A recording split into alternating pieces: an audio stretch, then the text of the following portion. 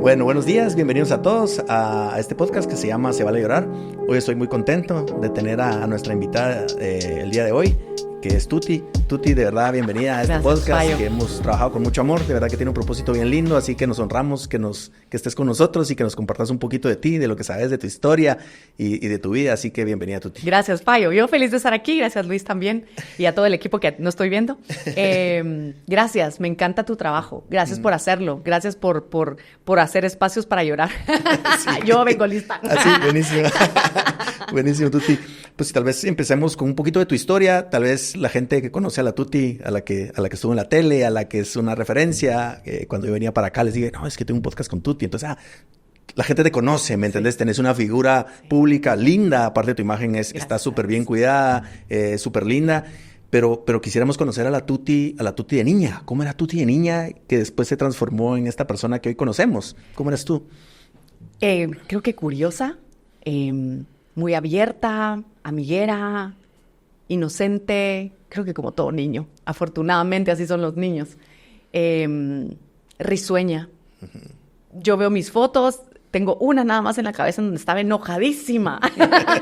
Y mi hermana me tomó la foto porque estaba enojada. Porque no quería jugar conmigo Barbies o algo así, no me acuerdo. El resto, una niña muy coqueta en el sentido no de ponerme cosas, uh-huh, sino como yo veo a la niñita y siempre sale zapachando el ojo, sí, en la foto, o sea, como muy juguetona. Fui una niña feliz, sí, la verdad, sí. Sí. ¿Tu infancia la pudieras catalogar como sana? ¿Tuviste una infancia buena? ¿Tuviste una infancia súper sana? ¿No tuviste muchos problemas familiares? Mira, gracias a Dios no. Gracias a Dios mis papás, dentro de todo, hoy están divorciados ellos, desde hace ya varias décadas. Pero mientras yo crecí, aunque tal vez no eran... Ahora tal vez lo veo cuando ya como adulta. A lo mejor en ese momento no eran la pareja enamorada que tal vez uno espera de sus papás. Eran respetuosos el uno con el otro, uh-huh, y trataban de ser equipo. Y eso se los agradezco. Uh-huh. Nunca escuché un grito, nunca escuché un pleito, discusiones sí, pero nunca una falta de respeto, jamás un tirar algo, un golpe, no. Alguna vez sí recuerdo que alguna travesura que hicimos mi hermana mayor y yo, mi papá nos amenazaba con pache, decía, ¿no? Para darnos una nalgada. Pache. Pero mi papá, hoy viéndolo ya hacia atrás, en el momento tal vez, recuerdo una vez tal vez que nos dio alguna nalgada. Y en ese momento dolió, según yo lo asocio, porque la verdad es que ni siquiera lo recuerdo. Pero hoy por hoy, conociendo a mi papá, entiendo que él nunca nos dio con furia. Uh-huh. O sea, que era más... No estoy justificándolo, no estoy en contra de los golpes a los niños. Pero entiendo que nunca nos golpeó, que tal vez hizo un sonido o algo así como, niña, reaccione, ¿verdad? O algo, pero eso tal vez es como lo más traumático que te puedo decir. Mi papá ha sido amorosísimo, mi mamá también. Con mi hermana nos llevamos de maravilla, gracias a Dios, mi hermana mayor.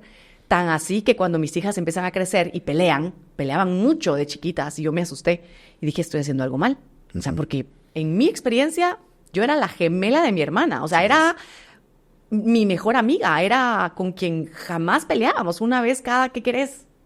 2 meses. O sea, así de raro. Sí, pues. ¿Y te lleva cuánto? ¿Un año? No, ¿cuánto te lleva? Me lleva 1 año y medio. 1 año y medio. Uh-huh. Y entonces mis hijas se llevan 2. Okay. Entonces dije, pues no es tampoco la gran diferencia como para que... Sí, forcejean. O sea, no físicamente, sino que sí es pullarse, sí. Es... No, y yo, si algo no estoy manejando bien. Ajá. Entonces voy con una colega psicóloga y le pregunto, fíjate que me pasa esto y esto y esto. Y me dice, Tuti, lo que tú viviste no es normal. Sí. Y yo, ok. ¿Es verdad? Me dice, lo normal es que los niños aprendan a discutir, a pelear, que encuentren su espacio, que negocien. Me dijo, eso es lo normal, no sé qué habrá pasado en tu caso. Y yo, ya, ok. No, me llevé siempre muy bien con mi hermana, siempre. Y he ido aprendiendo, pero mi infancia, gracias a Dios, yo creo que de ahí tal vez de ese cuidado en tener lo necesario, y con lo necesario me refiero al amor, no a lo material, porque lo material no lo tuve todo. En lo material no era de las que lo tenía todo. Además, yo también envidié un poquito cosas que tenían otras personas. Claro, cosas más bonitas, juguetes. Hasta, a mí me da mucha risa contar esto, pero hasta el forro de los cuadernos, ¿sabes? Sí. Yo no era la que tenía el plástico bonito. Yo era el que se ¿sabes cuál? ¡Horrible! El que le pasaba la uña y se hacía lata, ese. Y lo odiaba, no lo odiaban. Solo no me gustaba. Era así como, ¿por qué ella sí tiene un cuerno bonito y el plástico brillante y que se arruga, que se hace? No, y papel craft, porque no había para colorcitos, porque no había para papel bonito.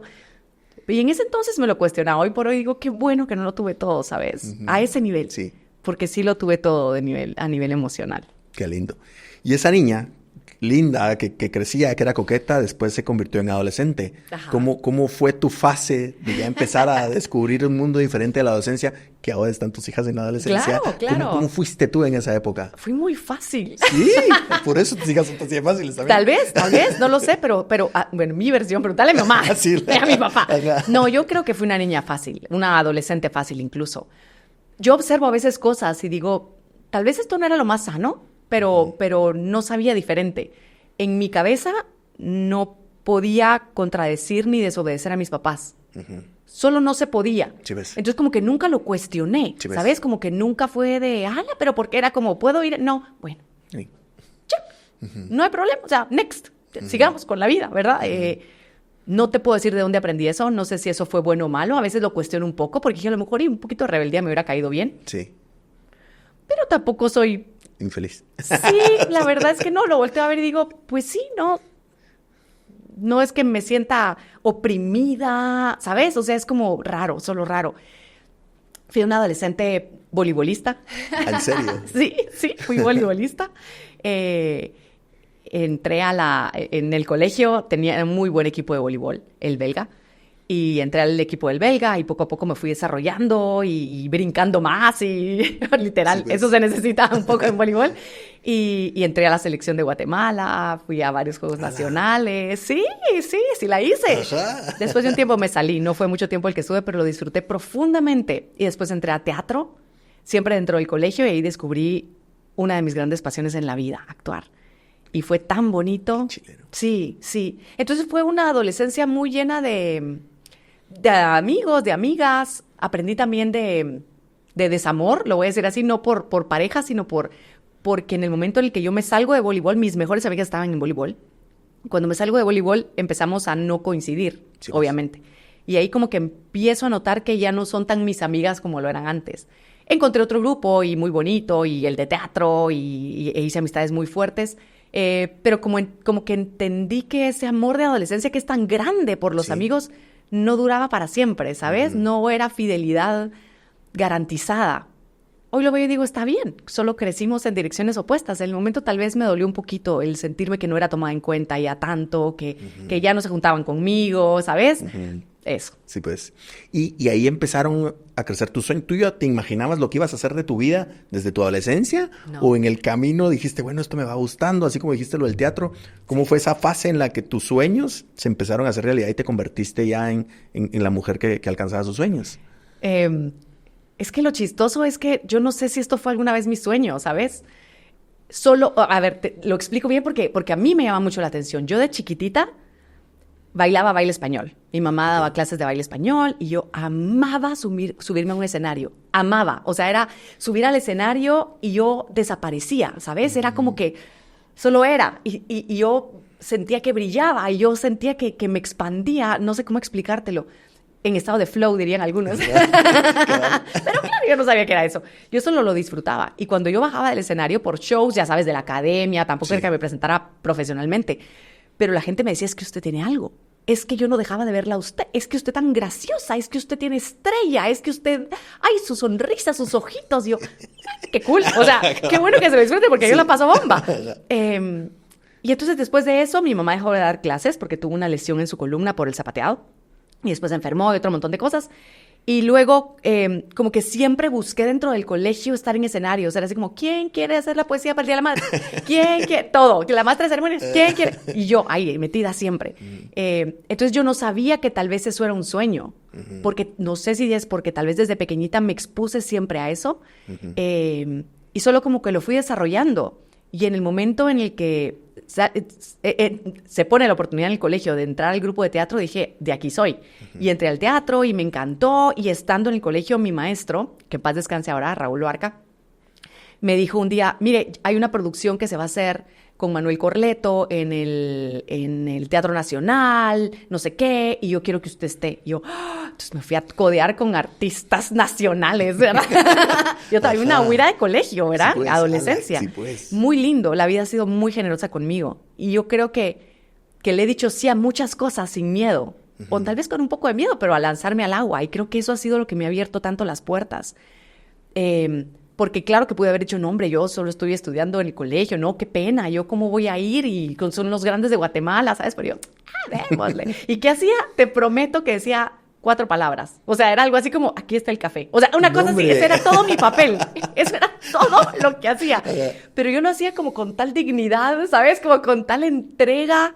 Y creo que eso ha sido de lo que he aprendido más de mí misma y que lo he tratado de aplicar en todo lo que hago es darme. Todo lo que puedo, darme, en donde esté, en lo que me toque, darme. Y eso siempre me ha traído algo bonito. Eso siempre me ha abierto alguna puerta. Eso siempre me ha llevado un paso más allá. Tal vez no lo hago pensando en que voy a tener un paso extra, en que voy a tener una puerta abierta. No lo pienso en ese momento. Solo me lo disfruto, solo como que me entrego al momento y eso me abre algo. Eso siempre me lleva a algo más. Y entonces así fue que entré al teatro, al mundo del teatro profesional. ¿Tenías cuántos años? 17, sí, pues. 16, por ahí. Por ahí. Sí. Y yo apantallada, o sea, como wow, ¿sabes? En el Teatro Nacional. O sea, eso fue en el teatro al aire libre, pero jamás pensé que yo iba a estar pisando escenarios de ese nivel. Y al poco tiempo me llaman de una producción ya escolar del señor presidente, la obra del señor presidente para estudiantes. Ves que en los colegios nos llevan al teatro. Bueno, para poder poner esta obra. Es que la vimos en Patria y Libertad, se llamaba esta obra que te estoy contando con la que arranqué con Manuel Corleto. Y me dices que la vi en Patria y Libertad y me gustó su papel. Y yo, ay, qué mentira. O sea, yo no dije nada. O sea, mi papel era estar paradita, digna y decir, aquí está el café. No era esa la línea, no me acuerdo cuál era. Pero ¿sabes? Y dije, ¿qué cuento? Pero, ¿está bien? Démosle. Entonces me dieron la Camila Canales, que es la hija del general, ¿verdad?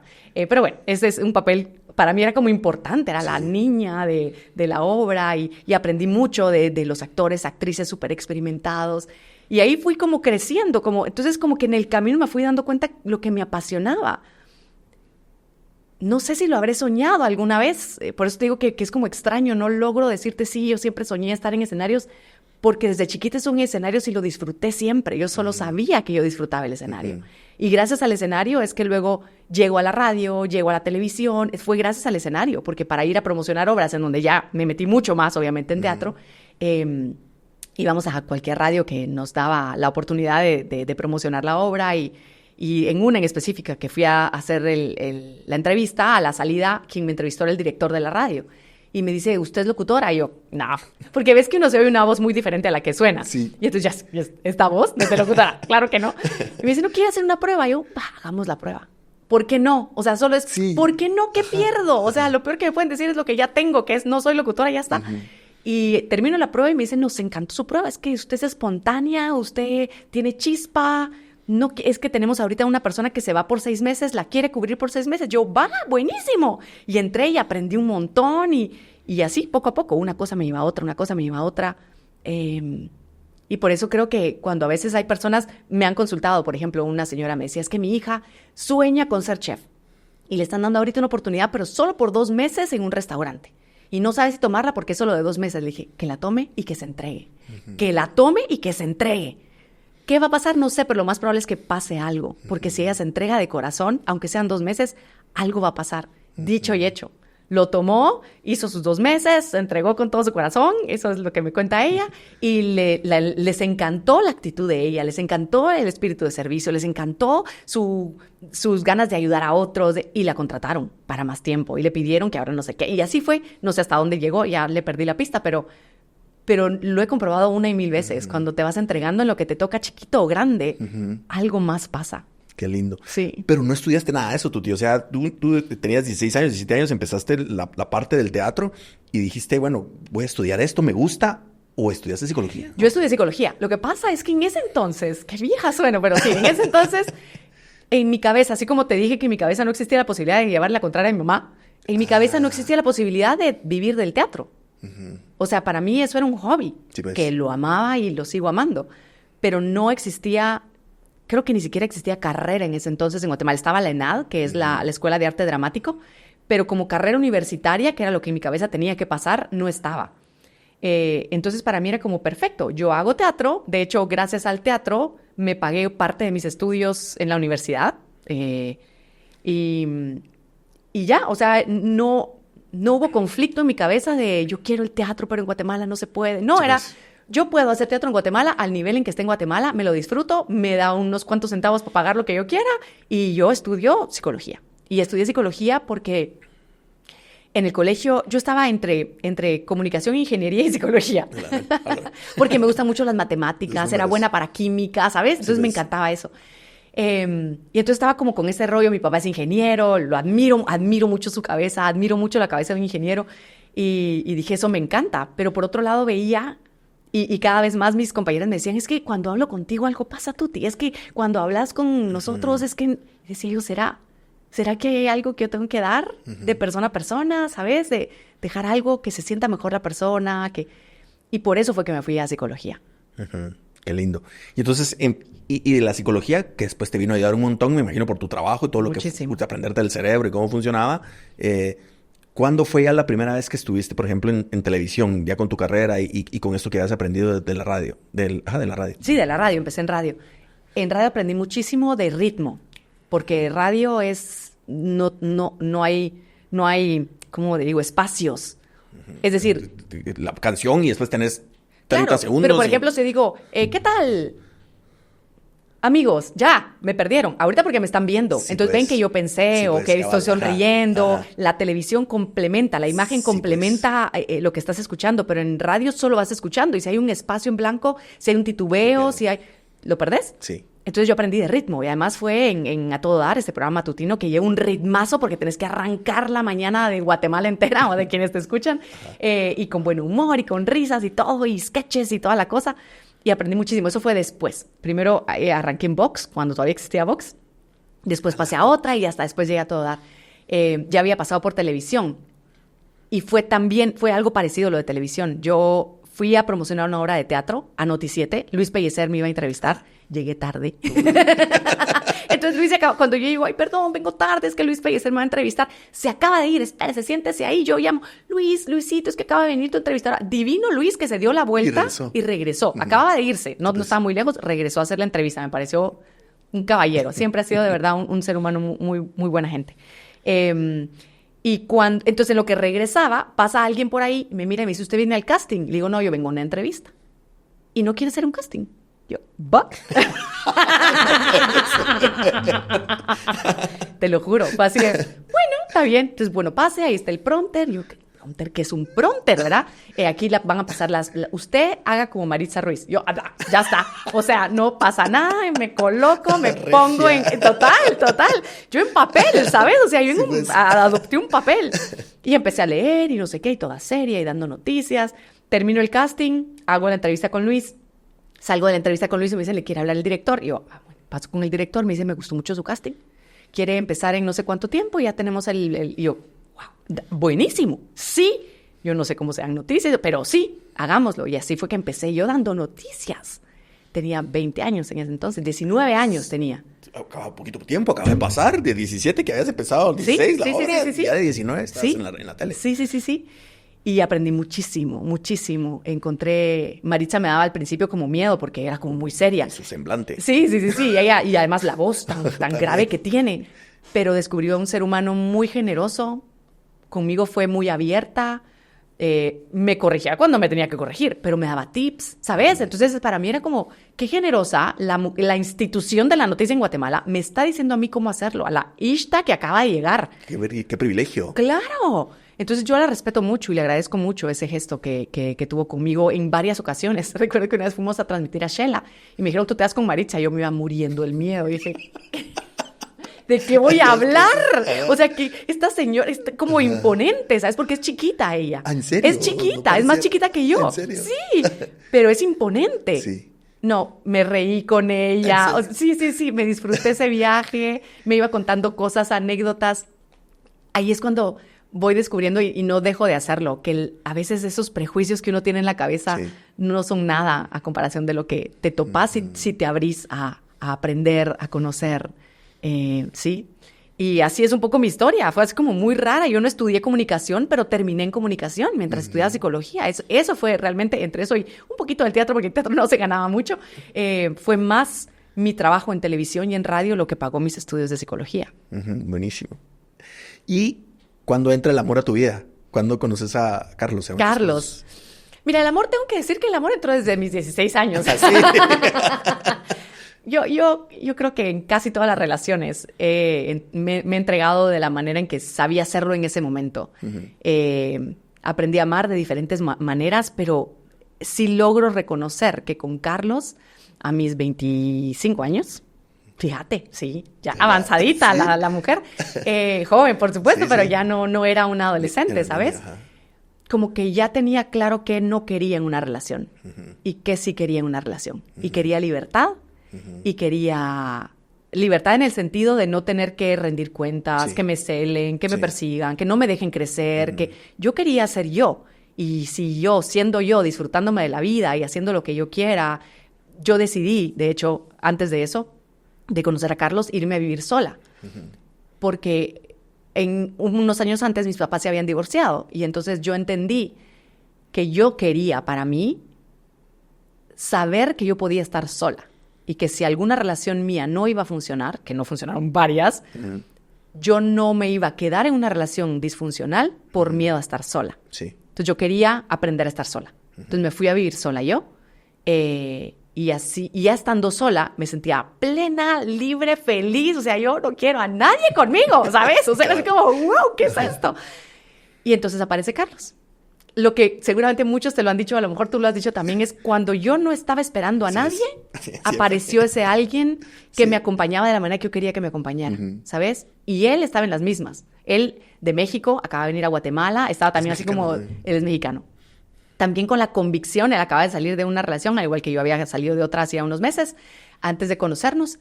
Y estábamos con la convicción de que no queríamos relación en ese momento, que estábamos bien solos, que estábamos aprendiendo a ser felices con nosotros, a hacer lo nuestro, a tener amigos, a conocer, a trabajar. Y entonces nos conocemos los dos. Tan así que en algún momento, al inicio de nuestra relación, yo le dije, yo solo te quiero decir algo, yo no quiero nada. Él me dijo, perfecto, porque yo tampoco quiero. O sea, conozcámonos, seamos amigos, salgamos, acompañémonos. Pero de verdad yo ya estaba casi convencida que no me iba a casar. Y él también de papás divorciados. Y ahí está. La historia se cuenta sola.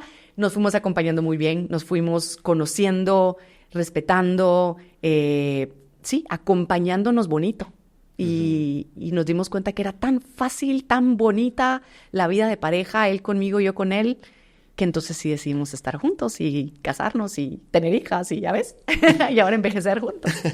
¿Y cómo se conocieron? ¿En el trabajo? Sí. Carlos vino de México porque él fue parte de los mexicanos que vinieron para abrir el proyecto que hoy es TV Azteca Guate. Okay. En ese entonces no tenía nada que ver TV Azteca.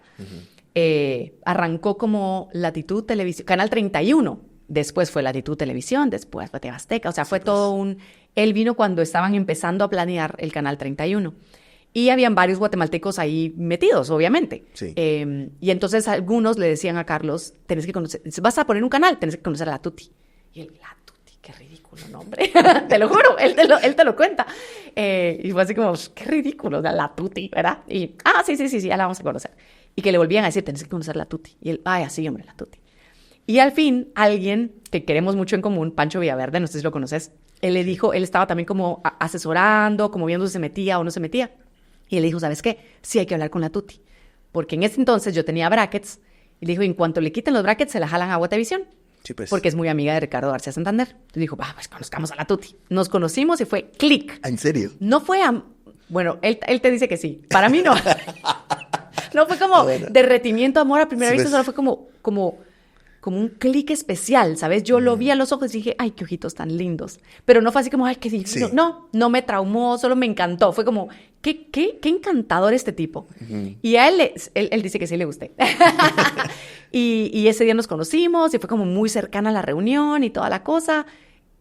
Ese mismo día me invitó a salir. Le dije, ¿sabes qué? Yo estoy a punto de estrenar una obra, no tengo tiempo. Qué pena, ¿verdad? Pero esa parte era parte como de la libertad rica que yo estaba experimentando de no tengo que quedar bien con nadie. O sea, si ahorita no puedo, no es mala onda. Si lo tomas personal es muy tu rollo, pero ahorita no puedo. Lo que yo soy, yo te soy honesta, esta soy yo. Y justo ese fin de semana tenía yo ensayos, eran ensayos generales, y me cancelan uno. Entonces dije, ¿por qué no? Le aviso, porque me había llamado la atención y habíamos hablado por teléfono después. Entonces ya le aviso y nos juntamos y ya fue como el clic más profundo, como más fue, sí, aquí hay algo. Y de ahí ya arrancamos. Qué belleza. Fíjate, sí, una historia bonita. Qué lindo. Mira, y bueno, entonces empezaste todo el tema en la tele y realmente, ¿cómo te llamas, Tuti? María del Rosario. No, ese es el secreto mejor guardado. O sea, sí, es que desde niña, bebé, me dicen Tuti. ¿Y por qué Tuti? Mi mamá me empezó a decir Tuti. ¿Viste los apodos chistosos que las mamás ponemos a nuestros hijos? Bueno, ese fue mi apodo chistoso. Mi mamá me dijo Tuti. O sea, ay, la Tuti, ay, Tuti, sí, pues, no, y Tuti quedó. Toda la vida, sí. Pues, y me identifico mucho más con el Tuti que con el María del Rosario. Es lindo el nombre. Sí, de novela. ¿Y tu aprendizaje empezaste con toda esta parte de la tele?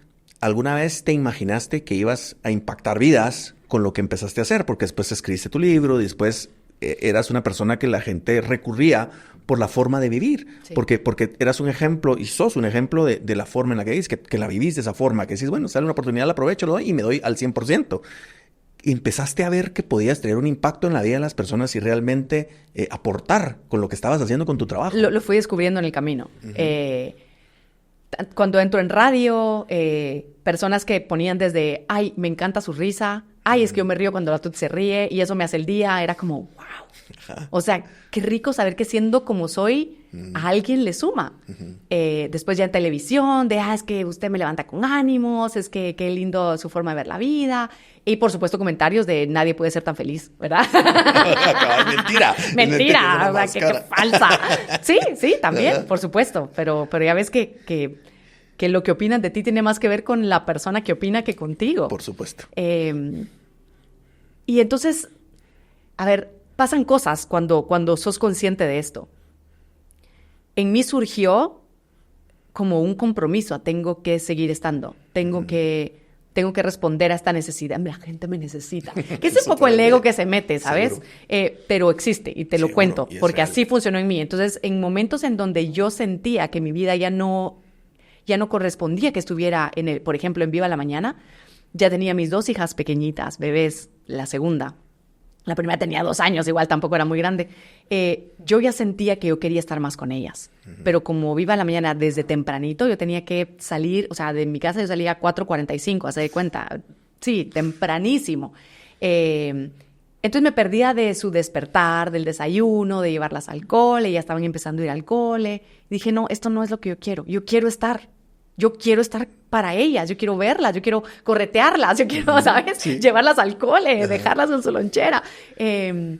Y me costó muchísimo hacer el cambio, me costó tal vez 1 año el tomar la decisión de decir, dejo Viva la Mañana porque no le voy a fallar a la gente, ¿sabes? Porque por supuesto que yo no quiero fallarle a nadie, pero me estaba fallando a mí. Entonces como que me costó mucho tomar la decisión, pero finalmente la logré tomar. Entendí que tenía que soltar algo y que tenía que elegir a donde yo quería ponerle toda mi atención, que quería seguir aportando, pero desde otro lugar, no desde Viva la Mañana, sino ojalá desde otro proyecto. Ese otro proyecto más adelante fue un show con Tuti, que me permitía ir a dejar a mis hijas al colegio, después irme a grabar, grababa, algunos días no lograba almorzar con ellas, pero la mayoría sí, y eso lo prefería a perderme en las mañanas con ellas. Y así fue. Entonces, lo que te quería decir es que esa linda y amorosa recepción que he tenido de la gente, la agradezco y la atesoro y tengo que tener mucho cuidado con eso. Sí. Porque eso me puede hacer a mí conectar con mi ego. Sí. Y desde el ego querer seguir sintiéndome necesitada en lugar de desde mi amor seguir dando, ¿sabes? Sí. Y eso es lo que trato de de vez en cuando volverme a ver para ver si no estoy saliendo otra vez desde el ego o si estoy haciéndolo desde el amor. Sí, qué belleza. Yo creo que el recuerdo, no sé si todos los guatemaltecos, pero yo lo tengo, no sé por qué, es ese. ¿Cuál? Tuti se vas de la tele. Ajá. Y entonces, no sé, ¿me entendés? O sea, de verdad, eso es lo que más recuerdo de cuando, no puede ser, si ella es nuestro referente o es una persona a la que queremos tanto y se va, y entonces, ¿qué va a hacer? Y sí me recuerdo, yo no sé si en algún momento tú contaste esa historia, en algún momento de que entonces ahora tenías otras prioridades y que decidiste sacrificar esta parte de tu vida profesional por hacer algo más desde el amor. Pero ahorita mencionaste una palabra que a nosotros y en este podcast nos gusta un montón, que es conciencia. Para ti, Tuti, ¿qué es ser consciente?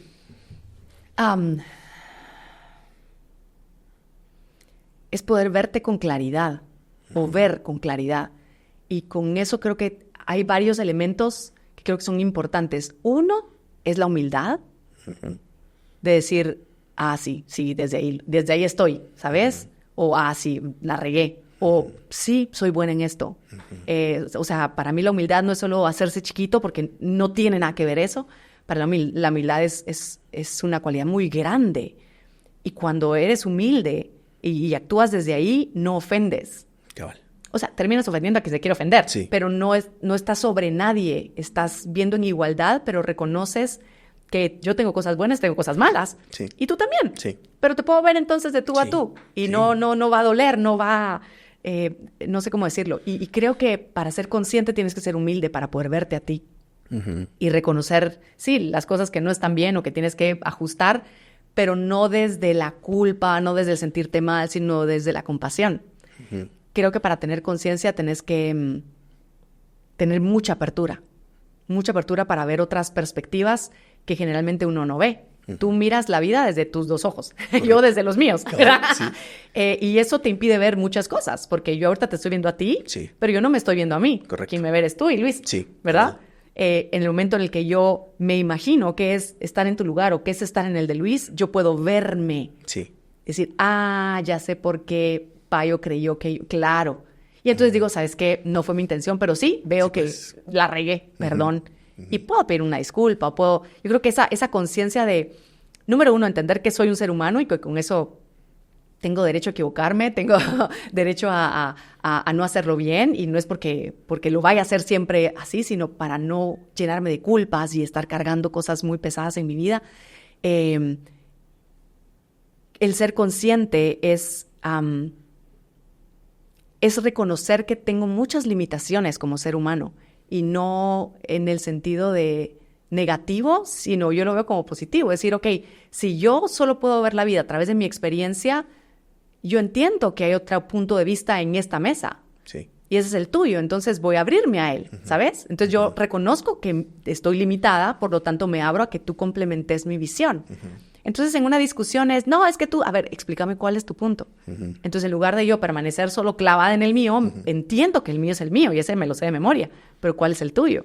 Sí. Y creo que es esa conciencia de entender, dentro de mis limitaciones los demás completan la visión, completan la verdad. Y esa es conciencia, saber que yo no tengo toda la verdad, saber que yo no soy la que lo sabe todo, saber que yo soy un puntito muy chiquitito en el universo. Sí, y eso me regresa a la humildad. Y eso me hace abrirme, y eso es lo que me hace grande. No sé si se entiende el... Por supuesto. Y la pregunta es, tal vez, ¿la conciencia se trae o se desarrolla? La vas haciendo. Sí. Yo creo que la vas haciendo. Yo creo que la conexión con quienes somos realmente la vamos perdiendo mientras vamos creciendo. Dice que hablamos de los niños, que tienen... Ellos tienen la conexión. Sí. No sé si son conscientes que tienen la conexión, correcto. Es diferente. Entonces yo creo que la conciencia la vas desarrollando. El problema es que cuando vamos creciendo, se nos explica, vamos aprendiendo de otros, tal vez ni siquiera se nos explica, que lo de afuera es lo que afecta a lo de adentro. ¿Sabes? Y es al revés. Entonces, mientras seguimos con la idea de que lo de afuera es lo que me afecta, que lo de afuera es lo que me define, la historia es quién soy, seguimos aprisionados. No somos conscientes que hay algo más, que somos algo más, que así no funciona la cosa, que empieza todo desde adentro. Y esa conciencia la vas como, yo creo que adquiriendo, y a través de esa conciencia vas recuperando la conexión. Me encanta. Y aquí entra otro personaje que lo mencionaste también y quisiera conocer tu definición o lo que tú crees que es el ego. Espérate, que te conteste mi ego. Va a salir ahorita. Esto va a salir. El ego me parece que es esta fantasía mental que todos tenemos de estar separados de todo, de ser individuales, de estar separados. El ego es el que me dice, yo sufro, tú no, por eso, yo pobrecita, tú deberías entenderme, ¿sabes? El ego es el que me hace verte a ti como un cuerpo ahí enfrente y me hace a mí percibirme como un cuerpo aquí de este lado, me hace ver el micrófono como un micrófono, o sea, incluso las cosas, la naturaleza, la creación. Yo no lo veo como un enemigo. Creo que en esta experiencia humana que elegimos tener es un paso necesario, porque solo mientras caemos en esta trampa, le voy a llamar, en este juego, en esta ilusión del ego, cuando empezamos a entender que esto es eso, o sea, que muchos de nuestros problemas tienen que ver porque nos enredamos en la ilusión del ego, es como yo aprendo a volverme a encontrar a mí misma como este ser en donde no estoy separada, en donde somos uno. Ojo, yo no vivo en unidad así de, ay, yo sé que tú y yo somos uno, payo. Sí, yo lo sé, o sea, sí, teóricamente lo sé. Lo siento, no. Yo aún te veo como un cuerpo a ti y me veo como o sea, mi ego sigue funcionando siempre. Sí. Pero hasta dónde yo le sigo la onda, ¿sabes? Sí. Hasta dónde yo creo que tú querés sacar algo de mí o yo puedo aprovecharme de ti y somos separados. Hay algo ahí que no, es que es difícil explicar el ego, pero para mí es como esta fantasía que nos hace creer que somos únicos, que solo nosotros nos entendemos, que estamos separados, que sí. Me encanta. Creo que eso es, yo también creo lo mismo. Creo que es un mecanismo de defensa que tenemos también. A veces sale el ego para defendernos porque es un instinto de supervivencia y a veces tiene que salir. Y lo rico es escoger. Como tú decís, bueno, ahorita necesito que salga porque necesito defenderme de esta situación en la que no me siento cómodo. Y ahí no, ahorita quiero sentir y quiero ser vulnerable y quiero sentir todo el amor que solo siendo vulnerable lo puedo sentir. Y también creo que todos somos uno. De verdad que el camino de mi vida ha sido lindo y me ha tocado aprender que todos somos uno y que lo que uno siembra cosecha y que si tú sembras en la persona que está ahí, estás sembrando en ti. Sí. Y el ego a veces eso no te deja. No. Pero es bien bonito entender esa filosofía cuando lo puedes hacer de esa forma. Y también lo que me acabas de decir. Justamente ayer, mi mamá se murió hace 20 años de cáncer. Yo tenía 25 años. Wow. Y fue un proceso difícil, ¿me entiendes? Mi mamá era todo para mí, era una persona que... Mi papá no estuvo tan presente, pero mi mamá estuvo en toda mi vida. Entonces, la falta me hizo mucho, me dolió un montón. Y poco a poco después fui encontrando que ellos se quedan con nosotros en nuestro corazón, en nuestra vida, en nuestra mente, lo que nos enseñaron, lo bueno y lo malo. Y entonces lo empecé a ver de una forma espiritual bien linda. Entonces, a veces necesito que el carácter que mi mamá tenía salga. Entonces, adopto esa figura y esas enseñanzas que ella me dio. Y a veces me acompaña. Mi mamá era una persona que amaba las tortolitas. Y ella, no sé si te acordás, pero antes había una tarjeta que se llama Plata Visa. Sí. Y la imagen era puntos plata. Es verdad. Era de una tortolita. Sí. Ella se fumó esa campaña y entonces dijo, porque amaba las tortolitas, dijo, bueno, vamos a hacer los puntos de las tortolitas. Y entonces me llega a visitar una tortolita todas las noches a mi casa. Ayer le tomé foto porque estaba en mi mesita anoche. Entonces, hola mami, ¿cómo estás? Y me puedo platicar por supuesto, con ella. Por supuesto. Entonces, ha sido lindo como que entender toda esa parte y que me ha ayudado un montón. Y tal vez a este punto también quería preguntarte, para ti, ¿cuál es el concepto de Dios en este mundo? Ha ido creciendo mi concepto de Dios. Yo crecí en el catolicismo, cerca de una iglesia, amigos del párroco, casi familia del párroco, ¿sabes? Me dio muchas cosas lindas eso, me dio mucho sentido social, eso me gustó mucho. Estuve en colegio de monjas, súper social también, la filosofía que tenían las monjas en el belga, imagino que sigue parecido, ojalá. Crecí siempre como con un sentido social muy grande, entendiendo que Dios está en el prójimo, ¿sabes? Sin embargo, también reconozco que muchas de las ideas que fui entendiendo, porque no puedo decir que me las explicaron mal, porque a lo mejor yo fui la que las entendí mal, era de un Dios que se enojaba, de un Dios que castigaba, de un Dios que decía tú sí, tú no. Y después de una etapa de mi vida en donde mi mamá se enfermó mucho, la desahuciaron, ella recurre entonces a la medicina alternativa y a métodos que dentro de la iglesia en ese entonces se veían muy mal, muy mal. Sí. Viene como una separación muy grande entre nosotros, familia, y la iglesia y el catolicismo, obviamente. Porque, claro, te abrís a otros conceptos, a otras medicinas que creen en reencarnación, que creen en energía, que creen en que tú sí, ¿qué es eso? Pero eso salvó a mi mamá. Sí, pues. ¿Sabes? Ella se curó con medicina alternativa. Y el proceso que hizo, por supuesto, ¿verdad? Sí. Entonces decía, no puede ser que Dios no esté ahí. Cabal. Solo no puede ser. Y qué lindo estos otros conceptos de Dios, de la vida, de la energía. Sí. ¿Cómo así que todos somos... ¿Cómo así? ¿Sabes? O sea, ¿cómo así que mi cuerpo no es lo que yo soy? Uh-huh. Entonces, como abrirme a... No solamente a tener un concepto de Dios, sino a... como a verlo en todo, ¿sabes? Uh-huh. Y cada vez siento que lo voy entendiendo más. Eso fue bien o mal, ¿sabes? O sea, Dios está muerto de la risa. Pero siento que puedo ir abriéndome a percibirlo más. Sí, porque como que en ciertos momentos siempre me sentía muy conectada con la naturaleza. La naturaleza para mí es como algo pasa. Y siempre sentía a Dios en la naturaleza. No en los mosquitos, ¿verdad? Sí, pues los odiamos todos. Todos, no, eso sí no. Ahí no somos uno. No, Exacto, no. Pero ahí viene el siguiente paso, o sea, el darte cuenta que las dificultades, que en los momentos incómodos, no es que Dios no esté, como que no, hasta sí es Dios. Sí. O sea, ¿cómo así? Sí. Ahí no quiero estar yo, no es Dios entonces. Sí. Entonces es como, wow, es mucho más grande de lo que yo creo. Sí. Y no es porque Dios también sea miseria, y no, solo yo estoy viendo esto de tal manera que no estoy viendo a Dios ahí. Cabal. Pero no es que no esté. ¿Dónde está? Entonces me abro a verlo. Entonces trato de ir más allá de lo aparente, de lo que mi ego me dice que es, de lo que la sociedad me dice que tengo que ver, de dejar de juzgar a las personas tan duro, de juzgarme a mí incluso. Esto suena como raro, pero creo que es de lo más profundo, el ver a Dios en mí. Está dentro.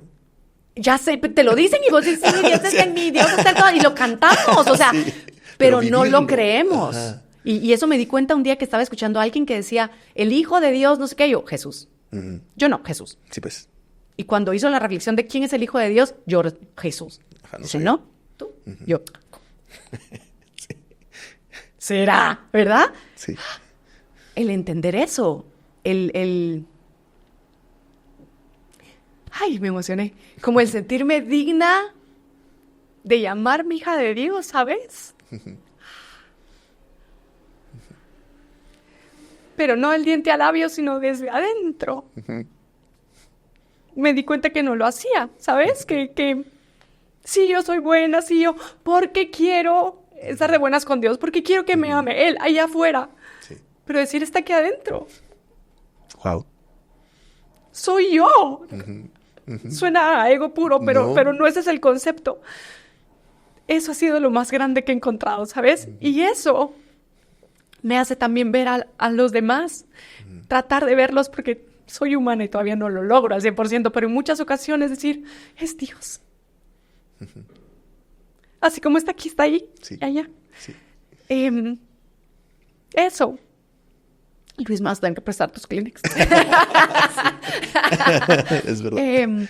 Eso, entonces para mí Dios es la vida. Es la vida. Y saber y recordarme y conectarme con la certeza de que la vida me ama. Descubrí algo, a algunos no les gusta, pero a mí me sirve, que cuando digo Dios, como que mi cabeza regresa a ese concepto de Dios, ¿sabes? Uh-huh. Cuando digo la vida o cuando digo el amor, que es Dios. Sí. Me conecto más. Uh-huh. Es una palabra y puede ser absurdo, pero me conecto más. Entonces, el decir la vida me ama es wow. No es la vida allá afuera, es incluso mis células me aman. Sí. ¿Sabes? Es incluso mi sangre me ama. ¡Qué hermoso es eso! Que en las moléculas y átomos más chiquititos que tenés en tu cuerpo hay amor. Sí. Y está latiendo por ti. Es como... Eso. Qué lindo. Me encanta. Creo que, de las cosas que más he apreciado yo también, mi formación católica toda la vida, Y después cuando empecé a experimentar, dije, cuando ya no había más explicaciones y que tal vez la iglesia se me quedaba corta en explicaciones donde yo ya no podía dar, entonces empecé a buscar otras cosas y en ese camino me fui descubriendo el montón de religiones lindas que hay, que hay mucho que aprender de todos. De todas. Que ni siquiera en la religión, que en las personas, que en todo. Y entonces entendí que Dios era más grande como para meterlo en un cubito. Exacto. Sino que Dios era todo. Y todo. Y que era bien sencillo. Porque Ay, es todo sí. y es súper fácil. Porque Dios es amor nada más. Sí. Él no te va a venir a castigar porque hiciste algo malo, ¿me entendés? Y que a veces nos sentíamos con la culpa de que entonces me va a castigar. Y cuando entendimos que la expansión de amor que está dentro de nosotros, está en el prójimo, que está enfrente, que está en los animales, que está en los árboles, que está en los pajaritos, Hasta que los no tienen... zancudos. Sí, hasta los zancudos que necesitan comer de nuestra sangre. Entonces la naturaleza es perfecta y creo que es una manifestación de cómo hizo. Es así. Y entonces creo que vivo de una forma linda, entendiendo que el amor está. Yo miro a una persona en el elevador y le sonrío y siento su amor. Sí. Me conecto con ellos y voy en la calle y disfruto de alguien que va abrazando a su familia o a su perrito o algo. Y en todas las personas está amor y Dios está en todos lados. Entonces me encanta esa parte. Tú te iba a ir terminando. Esta era la pregunta que te iba a hacer, pero me la acabas de responder. Era, de verdad, Tuti Furlan ha llorado. No, nada. A ella le cuesta llorar. Ajá, no me imagino esa parte de Ay, ti. soy súper llorona. Sí. Ah, sí. Sí. Soy súper llorona y muchas veces también me lo aguanto. O sea, he ido aprendiendo también a ser más generosa conmigo y a permitirme... Soy llorona en películas, en momentos emocionales. Ahí sí puedo, mira, me doy. Uh-huh. Cuando me duele algo, me cuesta un poquito más permitirme llorar. Pero he ido aprendiendo también a hacerlo. También es para mí una frase muy poderosa, se vale llorar, ¿sabes? Es muy poderosa. Se vale. Hace poquito encontré una frase, te la dejo porque es preciosa. Algo así, la estoy parafraseando, no la recuerdo perfectamente. Pero era como... Desde que nacemos, llorar ha sido signo de que estamos vivos, no de debilidad. Que me encanta. Es hermosa, Qué ¿verdad? belleza. Desde que nacemos, llorar no ha sido signo de debilidad, sino de que estamos vivos. Qué belleza. Y te complemento esa con otra. ¿Por qué Dios nos puso los lagrimales en los ojos? Para que las personas vean que llorar es de las cosas más lindas que tenemos. Ay, porque tenemos que ver que las personas están llorando porque están sintiendo. Sí. Y si están sintiendo, están viviendo. Exacto. Y qué lindo que las personas vivan. Sí. Porque en este mundo a veces vivir se vuelve complicado, pero si estamos sintiendo, estamos viviendo. Sí, tal cual. Qué lindo eso, me encantó. Gracias. Pues gracias de verdad, Tuti, por estar aquí. De verdad que la hemos pasado súper bien. Aprendimos un montón de ti. Gracias por tu vida, por tus emociones, por lo que nos dejas, por tus conceptos y por el amor que le das a todo lo que haces. Así que estamos muy, muy felices, de verdad. Y de verdad, gracias por haber venido aquí con nosotros un rato. Muchas gracias por tomarme en cuenta. Gracias a ustedes por este espacio tan bonito. Gracias por lo que haces también. Qué bonito tener espacios así. Buenísimo. Muchas gracias. Gracias, Tuti.